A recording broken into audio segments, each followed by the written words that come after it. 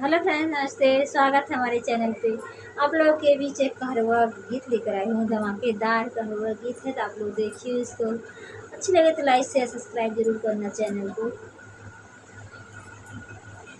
जाय चिन बिद सारा जहाँ से सियाई के, जाय जिन बिद सारा जहाँ से सियाई के, हम से सियाई के हो, हम से सियाई के।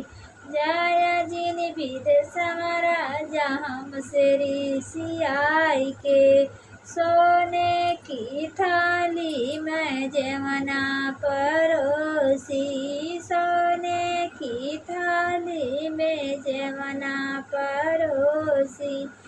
जेवना तू जैला राजा हमसे मुस्काई के, जेवना तू जैला राजा हमसे मुस्काई के। जाया जिन विदेश राजा हमसे सियाई के, जाया जिन विदेश राजा हमसे सियाई के। लोटा गिलासी कई गेरुआ बरवली, लोटा गिलासी में गेरुआ बरवली। गेरुआ तू पीला राजा हमसे मुस्काई के, गेरुआ तू पीला राजा हमसे मुस्काई के।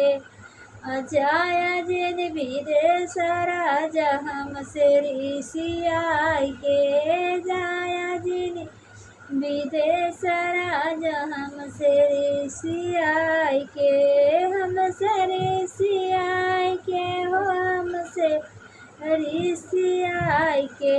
जाया जिन विदेश राजा हमसे सियाई के। लवंग इलायची कई बीरा जोरावली, लवंग इलायची कई बीरावा जोरावली।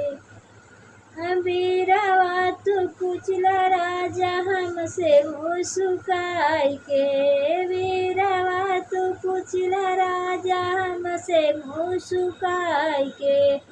जाया जिन विदेश राजा हमसे सियाई के, जाया जिन विदेश राजा हमसे सियाई के।